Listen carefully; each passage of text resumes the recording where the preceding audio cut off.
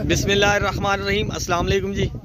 आज आपको जो है एक लेटेस्ट और मालूमाती वीडियो लेकर आपकी खिदमत में हाजिर हुए हैं। ये तमाम किसान जो है खाले के ऊपर बैठे हैं, सोच रहे हैं कि इसका जो है करना क्या है। इसके अंदर आप देख सकते हैं कि किस कदर जो है रेत है, तकरीबन 3-3 फुट के करीब जो है इसके अंदर रेत है। तो कुछ जो है यहाँ पर खड़े भी हैं और कुछ जो है मट्टी इसमें से निकाल रहे हैं। आपको दिखाते हैं, ये देखें कि रेत जो है किस कदर इसके अंदर है। तो कुछ किसानों से जो गुफ्तगू भी करेंगे और उनसे मालूमात भी लेंगे। तो यहाँ पर एक चाचा है, उसका कहना है कि ये रेत निकाल निकाल कर कुछ जो है वो बच्चे पैदा करने से भी जो है किसान जो है वो रह गए हैं।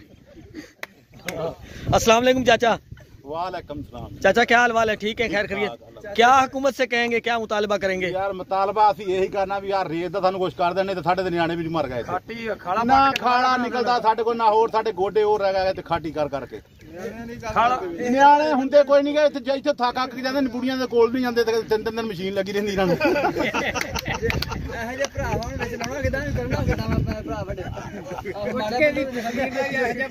मौके दा दस भी खाला पट के नवा बनाउणा यार, सानू कोई हुकूमत नहीं सुनदी। ये गल कर खाला साडा रेड़ कोई नहीं, पानी जांदा कोई नहीं, असीं ते बर्बाद हो गए। गल दसी आ ना सारी, कोई महकमा नहीं सुनदा पिया साडी।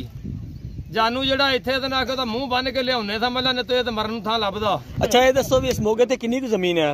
इस मौके ते उत्ते 15 मरबे जमीन। अच्छा, खाला ते पक्का हैगा वा? खाला पक्का कोई नहीं, उच्चा बज्जा वा जांदा जिवें ओ पहाड़ नूं चढ़ना होवे, पहाड़ ते जांदा तां नूं 3 मरबियां ते जाके नक्का दा खुलदा।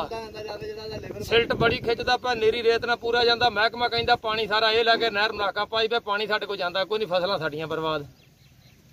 हुकूमत नूं की मुतालबा करोगे? हुकूमत नूं ये मुतालबा करांगे भी खाला पट के ते दोबारा सानू किते बना देवे। दी कोई रेड होएगी पूरा, कोई सिल्ट जेड़ी मरबियां दे विच जाण लग पऊगी, खाले च ना खलोऊगी। अच्छा, किसानों का जी ये मुतालबा है हुकूमत से कि खाले को जो है दोबारा बनाया जाए ताकि इसकी जो लेवल है वो ज़मीन के बराबर हो। अब जो है लेवल इसका बहुत ऊपर है, जिसकी वजह से ये नहर में से जो है रेत ज़्यादा खींचता है, सेल्ट बन जाती है, जिसकी वजह से पानी भी जो है वो किसानों को जो उसमें भी मुश्किलात का शिकार है किसान।